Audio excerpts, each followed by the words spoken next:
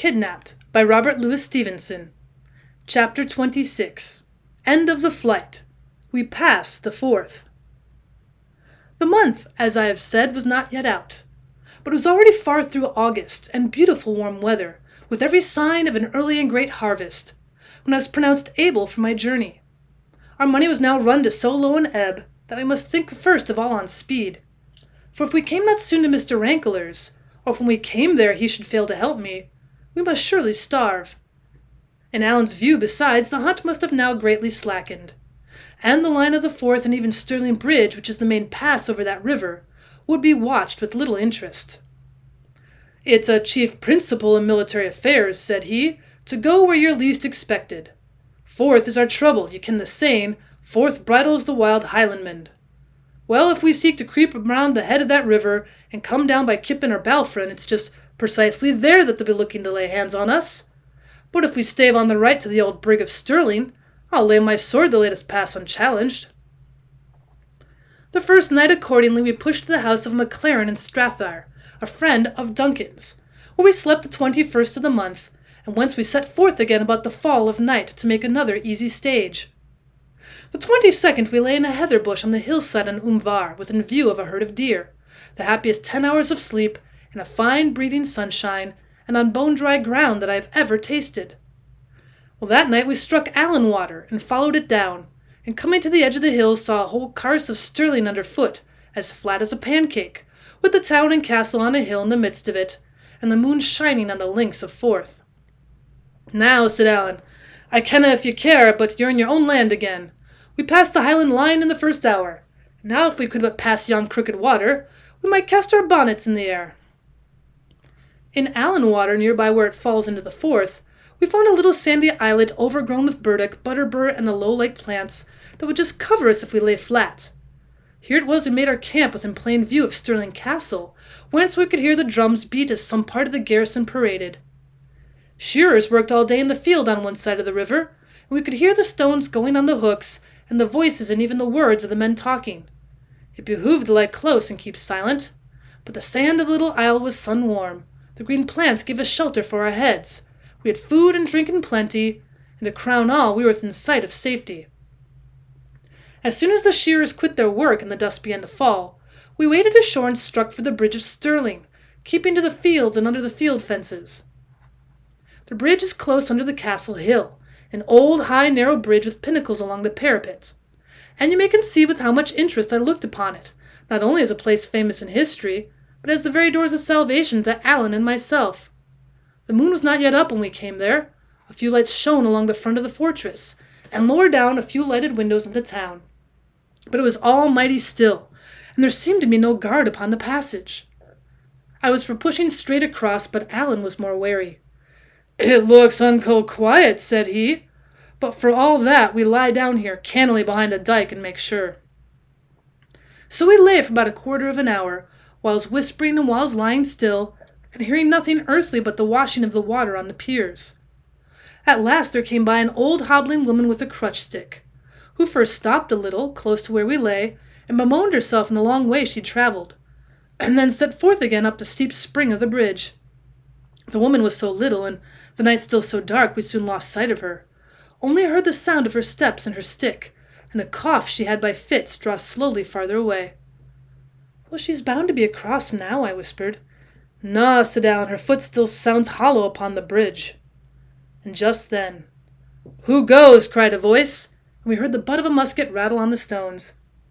I must suppose the sentry had been sleeping, so that we had tried, we might have passed unseen, but he was awake now, and the chance forfeited. "Well, this will never do," said Allan. "This will never, never do for us, David." And without another word he began to crawl away through the fields, and a little after, being well out of eye-shot, got to his feet again and struck along a road that led to the eastward. I could not conceive what he was doing, and indeed I was so sharply cut by the disappointment that I was little likely to be pleased with anything. A moment back, and I had seen myself knocking at Mr. Rankler's door to claim my inheritance like a hero in a ballad. And here I was back again, a wandering hunted blackguard, on the wrong side of the Forth. "Well?" said I. "Well," said Allan, "what would you have? They're none such fools as I took them for. We have still the Forth to pass, Davy, weary fall the rains that fed the hillsides that guided it." But why go east, said I. Oh, just upon the chance, said he. If we cannot pass the river, we'll just have to see what we can do for the firth. But there are fords upon the river, and none upon the firth, said I. To be sure there are fords and a bridge forby, quoth Allan, and of what service when they're watched? Well, said I, but a river can be swum. Well, by them that have the skill of it, returned he, but I've yet to hear that either you or me is much of a hand at that exercise, and for my own part I swim like a stone. I'm not up to you in talking back, Allan, I said, but I can see we're making bad worse. If it's hard to pass a river, it stands to reason it must be worse to pass a sea. But there's such a thing as a boat, said Allan, or I'm the more deceived. Aye, and such a thing as money, says I. But for us that have neither one or other, they might as well just not have been invented. You think so, said Allan. I do that, said I. David, says he, you're a man of small invention and less faith. But let me set my wits upon the hone, and if I cannot beg, borrow, nor yet steal a boat, I'll make one. I think I see ye, said I. And what's more than all that, if you pass a bridge, it can tell no tales. But if we pass the firth, there's the boat on the wrong side. Somebody must have brought it. The countryside'll be all in a biz. Man, cried Allan, if I make a boat, I'll make a body to take it back again. So deave me with no more of your nonsense, but walk, for that's what you've got to do, and let Allan think for you. All night then we walked to the north side of the Carse under the highland of the Ochil Mountains, and by Alloa and Clackmannan and Culross, all of which we avoided. And about 10 in the morning, the mighty hungry and tired came to the little clachan of lime kilns. And this is a place that sits near in the waterside and looks across the Hope to the town of the Queensferry. Smoke went up from both of these and from other villages and farms upon all hands. The fields were being reaped and 2 ships laid anchored, and boats were coming and going on the Hope. It was altogether a right pleasant sight to me, and I could not take my fill of gazing at these comfortable, green, cultivated hills, and the busy people both of the field and the sea. For all that, there was Mr. Rankler's house upon the south shore, where I had no doubt wealth awaited me. And here I was upon the north, clad in poor enough attire of an outlandish fashion, with 3 silver shillings left to me of all my fortune, a price set upon my head, and an outlawed man for my sole company. Oh, Allan, said I, to think of it, over there's all that heart could want waiting me. And the birds go over, and the boats go over, all that please can go, but just me only. Man, but it's a heartbreak. In Limekilns we entered a small change-house which we only knew to be public by the wand over the door, and bought some bread and cheese from a good-looking lass that was the servant. Well, this we carried with us in a bundle, meaning to sit and eat it in a bush of wood on the seashore, that we saw some third part of it a mile in front. As we went, I kept looking across the water and sighing to myself, and though I took no heed of it, Allan had fallen into a muse. At last he stopped in the way. Did you take heed of the lass we bought this of, said he, tapping on the bread and cheese. Well, to be sure, said I, and a bonny lass she was. You thought that, cries he. Man, David, that's good news. Well, in the name of all that's wonderful, why so, says I. What good can that do? Well, said Allan, with one of his droll looks, I was rather in hopes it would maybe get us that boat. Well, if it were the other way about, it would be liker it, said I. That's all you can, you see, said Allan. I don't want the lass to fall in love with you. I want her to be sorry for you, David, to which end there's no matter of need that she should take you for a beauty. Let me see, looking me curiously over. Well, I wish you were a wee thing paler, but apart from that you'll do fine for my purpose. You have a fine, hang-dog, rag-and-tatter, clapper-maclaw kind of look to you, as if you'd stolen the coat from a potato boggle. Come right about. Back to the change-house for that boat of ours. I followed him, laughing. David Balfour, said he, you're a very funny gentleman by your way of it, and this is a very funny employ for you, no doubt. For all of that, if you have any affection for my neck, to say nothing of your own, you'll perhaps be kind enough to take this matter responsibly. I'm going to do a serious bit of play-acting, the bottom ground of which is just exactly as serious as the gallows for the pair of us. So bear it, if you please, in mind, and conduct yourself according. Well, well, said I, have it as you will. As we got near the clachan, he made me take his arm and hang it upon like one almost helpless with weariness. And by the time he pushed open the change-house door, he seemed to be half carrying me. The maid appeared surprised, as well she might be, at our speedy return. But Alan had no words to spare for her in explanation. Helped me to a chair, called for a tass of brandy which he fed me in little sips, and then breaking up the bread and cheese, helped me to eat it like a nursery lass. The whole with that grave, concerned, affectionate countenance that might have imposed upon a judge. It was small wonder if the maid were taken with this picture we presented, of a poor, sick, overwrought lad and his most tender comrade. She drew quite near and stood leaning with her back on the next table. "What's wrong with him?" said she at last. Alan turned upon her, to my great wonder with a kind of fury. "Wrong," cries he. "He's walked more hundreds of miles than he has hairs upon his chin, and slept oftener in wet heather than dry sheets. Wrong, quoth she. Wrong enough, I would think. Wrong indeed." And he kept grumbling to himself as he fed me like a man ill-pleased. "Well, he's young for the like of that," said the maid. "O'er young," said Alan with his back to her. "He would be better riding," said she. "And where could I get a horse to him?" cried Alan, turning on her with the same appearance of fury. "What would you have me steal?" I thought this roughness would have sent her off in dudgeon, as indeed it closed her mouth for the time. But my companion knew very well what he was doing, and for as simple as he was in some things of life, he had a great fund of roguishness in such affairs as these. "You needna tell me," she said at last. "You're gentry." "Well," said Alan, softened a little for, I believe, against his will, by this artless comment, "and suppose we were. Did you ever hear that gentries put money in folks' pockets?" She sighed at this, as if she herself were some disinherited great lady. "No," says she, "that's true indeed." I was all this while chafing at the part I played, and sitting tongue-tied between shame and merriment. But somehow at this I could hold in no longer, and bade Alan let me be, for I was better already.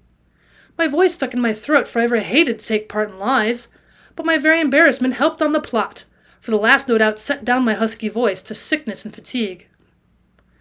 "Has he no friends?" said she in a tearful voice. "Well, that he has so," cried Alan, "if we could but win to them. Friends and rich friends, beds to lie in, food to eat, doctors to see to him, and here he must tramp in the dubs and sleep in the heather like a beggarman." "And why that?" says the lass. "Oh, my dear," said Alan, "I cannot very safely say, but I'll tell you what I do instead," says he. "I'll whistle you a bit tune." And with that he leaned pretty far over the table, and in a mere breath of a whistle, but with a wonderful pretty sentiment, he gave her a few bars of Charlie's My Darling. "Whew," she said, and looked over her shoulder to the door. "That's it," said Alan. "And him so young," cries the lass. "Well, he's old enough to—" And Alan struck his forefinger on the back part of his neck, meaning that I was old enough to lose my head. "It would be a black shame," she cried, flushing high. "It's what will be, though," said Alan, "unless we manage the better." At this the lass turned and ran out of that part of the house, leaving us alone together. Alan in high good humour at the furthering of his schemes, and I in bitter dudgeon at being called a Jacobite and treated like a child. "Alan," I cried, "I can stand no more of this." "You'll have to sit it then, Davy," said he, "for if you upset the pot now you may scrape your own life out of the fire. But Alan Breck is a dead man." This was so true that I could only groan, and even my groan served Alan's purpose, for it was overheard by the lass as she came flying in again with a dish of white puddings and a bottle of strong ale. "Poor lamb," says she, and had no sooner set the meat before us than she touched me upon the shoulder with a little friendly touch, as much as to bid me cheer up. Then she told us to fall to, and there'd be no more to pay, for the inn was her own, or at least her father's, and he was gone for the day to Pittencrieff. We waited for no second bidding, for bread and cheese is but cold comfort, and the pudding smelt excellently well. And while we sat and ate, she took up that same place by the next table, looking on and thinking and frowning to herself, and drawing the string of her apron through her hand. "I'm thinking you have rather a long tongue," she said at last to Alan. "Aye," said Alan, "but you can ken the folk I speak to." "I would never betray you," said she, "if you mean that." "No," said he, "you're not that kind. But I'll tell you what you would do. You would help." "Oh, I could not," says she, shaking her head. "No, I could not." "No," said he, "but if you could." She answered him nothing. "Look here, my lass," said Alan, "there are boats in the kingdom of Fife, for I saw two no less upon the beach, as I came in by your town's end. Now if we could have the use of a boat to pass under cloud of night into Lothian, and some secret decent kind of a man to bring that boat back again and keep his counsel, there'd be 2 souls saved, mine to all likelihood, and his to a dead surety. If we lack that boat, we have but 3 shillings left in this wide world, and where to go and how to do, and what other place there is for us except the chains of a gibbet. I give you my naked word, I kenna. Shall we go wanting, lassie? Are you to lie in your warm bed and think upon us when the wind gowls in the chimney, and the rain tirls in the roof? Are you to eat your meat by the cheeks of a red fire and think upon this poor sick lad of mine, biting his finger ends on a blame muir for cold and hunger? Sick or sound, he must aye be moving. With the death grapple at his throat, he must aye be trailing in the rain on the lang roads. And when he gants his last on a rickle of cold stones, there'll be no friends near him but only me and God. At this appeal I could see the lass was in a great trouble of mind, being tempted to help us, and yet in some fear she might be helping malefactors. And so now I determined to step in myself to allay her scruples with a portion of the truth. Did you ever hear, said I, of Mr. Rankler of the Ferry? Rankler, the writer, said she. I dare say that. Well, said I, it's to his door that I'm bound, so you may judge by that if I'm an ill-doer, and I will tell you more, that though I am indeed, by a dreadful error, in some peril of my life, King George is no truer friend in all Scotland than myself. Her face cleared mightily up at this, although Allan's darkened. That's more than I would ask, said she. Mr. Rankler is a Kent man. And she bade us finish our meat, get clear of the clachan as soon as might be, and lie close in the bit wood on the sea beach. And you can trust me, says she, I'll find some means to put you over. At this we waited for no more, but shook hands with her upon the bargain, made short work of the puddings, and set forth again from Limekilns as far to the wood. It was a small piece of perhaps a score of elders and hawthorns and a few young ashes, not thick enough to veil us from passers-by upon the road or beach. Here we must lie, however, for making the best of the brave warm weather and the good hopes we now had of a deliverance, and planning more particularly what remained for us to do. We had but one trouble all day, when a strolling piper came and sat in the same wood with us, a red-nosed, bleary-eyed, drunken dog with a great bottle of whiskey in his pockets, and a long story of wrongs that had been done him by all sorts of persons, from the Lord President of the Court of Session, who had denied him justice, down to the bailies of Inverkeithing, who had been given him more of it than he desired. It was impossible but he should conceive some suspicion of 2 men lying all day, concealed in a thicket and having no business to allege. As long as he stayed there, he kept us in hot water with prying questions, and after he was gone, he was a man not very likely to hold his tongue. We were in the greater impatience to be gone ourselves. The day came to an end with the same brightness. The night fell quiet and clear. Lights came out in houses and hamlets, and then one after another began to be put out. But it was past 11, and we were long since strangely tortured with anxieties, before we heard the grinding of oars upon the rowing-pins. At that we looked out and saw the lass herself coming rowing to us in a boat. She had trusted no one with our affairs, not even her sweetheart if she had one. But as soon as her father was asleep, had left the house by a window, stolen a neighbor's boat, and come to our assistance single-handed. I was abashed how to find an expression for my thanks, but she was no less abashed at the thought of hearing them, begged us to lose no time and to hold our peace, saying very properly that the heart of our matter was in haste and silence, and so that with one thing and another she had set us on the Lothian shore not far from Carridon, had shaken hands with us, and was out again at sea and rowing for Limekilns before there was one word said either of her service or our gratitude. Even after she was gone we had nothing to say, as indeed nothing was enough for such a kindness.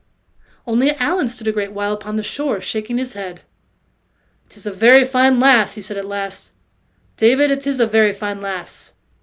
And a matter of an hour later, as we were lying in a den on the seashore, and had already been dozing, he broke out again in commendations of her character. For my part I could say nothing. She was so simple a creature that my heart smote me both with remorse and fear. Remorse, because we traded upon her ignorance, and fear, lest we should have any way involved her in the dangers of our situation.